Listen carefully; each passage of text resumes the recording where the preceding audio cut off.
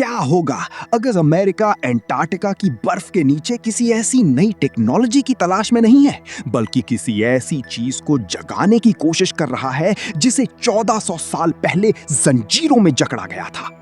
एक 94 साल के रिटायर्ड CIA ऑफिसर ने अपने मरने से ठीक पहले एक आखिरी राज फाश किया। They're waking it up। वो उसे जगा रहे हैं, लेकिन वो क्या है जिसे जगाया जा रहा है?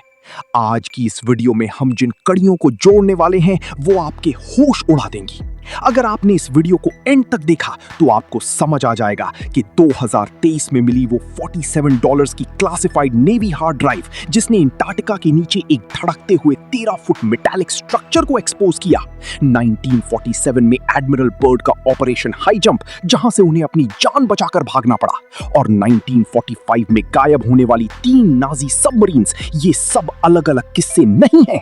ये एक ही बहुत बड़े और बहुत खौफनाक प्लान का हिस्सा है जिसकी पेशगोई आज से 14 सेंचुरीज पहले ही कर दी गई थी।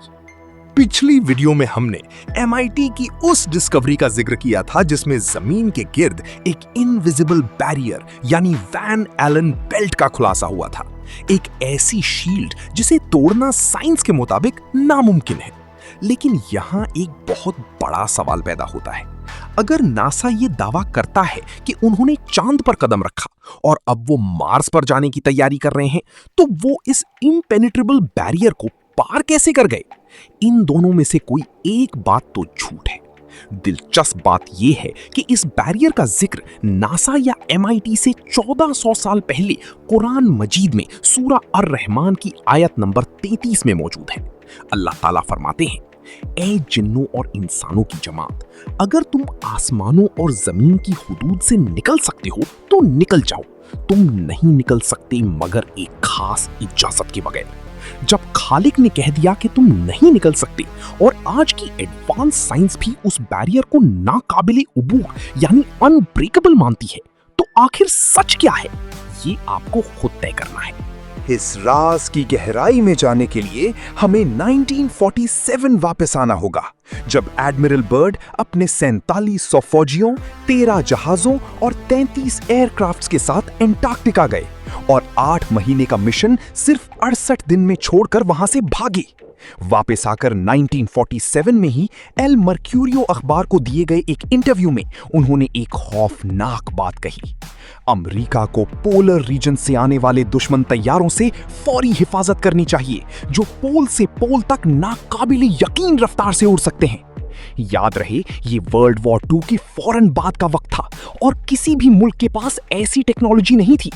तो वो दुश्मन कौन था? इस बात का इशारा 1959 की एक क्लासिफाइड CIA रिपोर्ट में मिलता है, जिसमें सिर्फ इतना लिखा था, Entity shows signs of intelligence. Entity is not hostile. Entity is waiting. Bird ने जिसे ताकत, पावर कहा, CIA ने उसे एक एंटिटी, वजूद का नाम दिया। ये वही एंटिटी है जिसका सबूत 2023 की उस लीक होने वाली हार्ड ड्राइव की फुटेज में मिला था। एक ऐसी चीज जिसकी धड़कन, पल्स, फिबोनाची सीक्वेंस के मुताबिक थी, जो सिर्फ जिंदा चीजों में होती है। वो जिंदा थी और वो इंतजार कर रही थी। बर्ड और CIA जिस ताकत और एंटिटी की बात कर रहे थे, उसे 1400 साल पहले एक सहाबी रदियल्लाहु अन्हु ने अपनी आंखों से देखा था। सही मुस्लिम की हदीस नंबर 2942 में हजरत तमीम अद्दारी रदियल्लाहु अन्हु का वाकया दर्ज है। वो एक समंदरी सफर के दौरान भटक कर एक अनजान जजीरे पर पहुंचे, जहां उन्होंने एक मोनेस्ट्री, इबादत खाने में एक बहुत अजीमुल जुस्सा इंसान को देखा जो लंबी लोहे की भारी जंजीरों में जकड़ा हुआ था। उस शख्स ने उनसे बाहर की दुनिया का हाल पूछा और जब उसे पता चला कि नबी सल्लल्लाहु अलैहि वसल्लम आ चुके हैं, तो उसने कहा, मैं दज्जाल हूं और मैं जल्द निकलने वाला हूं। यह कोई कहानी नहीं बल्कि एक मुस्तनद रिवायत है। इस हदीस के 4 अहम पॉइंट्स हैं। वो एक जजीरे पर है, जंजीरों में कैद है, बाहर की दुनिया से कटा हुआ है और अपने निकलने का इंतजार कर रहा है। अब इसे जोड़िए, वैन एलन बेल्ट का वो अनब्रेकेबल बैरियर, अंटार्कटिका की उस अंडरग्राउंड फुटेज में डर कर भागता हुआ हैजमट सूट वाला फौजी, CIA की रिपोर्ट के लफ्ज वेटिंग और दज्जाल का बयान कि मैं जल्द निकलने वाला हूं। सही बुखारी की हदीस 7128 के मुताबिक दज्जाल की एक आंख बंद अंगूर की तरह उभरी हुई होगी और सिर्फ बाएं लेफ्ट आंख देखती होगी। ये तमाम इशारे एक ही तरफ इशारा कर रहे हैं। अक्सर लोग ये सोचते हैं कि दज्जाल अभी नहीं आया, इसलिए हम महफूज हैं।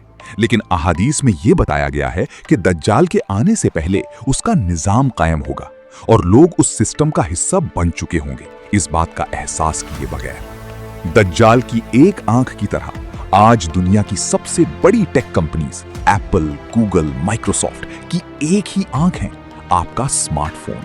ये ऐसी आंख है जो हर वक्त देखती है कि आप कहां हैं, क्या खरीदते हैं और क्या सोचते हैं। दूसरी बात, दज्जाल के पास एक जन्नत और जहन्नम होगी, जहां उसकी जन्नत असल में आग होगी और जहन्नम असल में जन्नत। आज के माहौल में इस इन्वर्जन को देखें।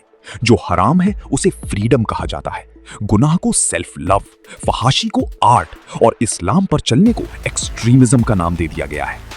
तीसरा हिस्सा उसका आली कंट्रोल है।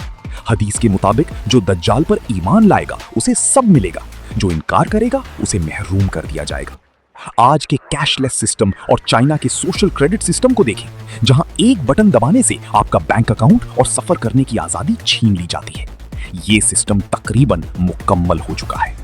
तो अब सबसे संगीन सवाल ये है, अगर दज्जाल का सिस्टम पहले से बन रहा है, अगर वो एंटिटी एंटार्क्टिका की बर्फ के नीचे इंतजार कर रही है और वो बैरियर जो उसे कैद किए हुए है अब कमजोर पड़ रहा है, तो क्या 1947 में एडमिरल बर्ड ने जिस अजीम ताकत का सामना किया था वो दज्जाल ही था? क्या यही वजह है कि अमेरिका ने वहां से भागने के बाद खामोशी से इस डिजिटल और कैशलेस सिस्टम को बनाना शुरू कर दिया? क्या अमेरिका और ग्लोबली ताकतवर एलीट्स दज्जाल से डर रही हैं, या वो असल में उसके बाहर आने का रास्ता हमवार कर रही हैं? और उन रिटायरिंग CIA ऑफिसर के आखिरी अल्फाज "they are waking it up" में ये दी वो आखिर हैं कौन जो सब जानते हुए भी उसे जगा रही हैं? इन्हीं सवालों के जवाबात हम अगली वीडियो में देंगे।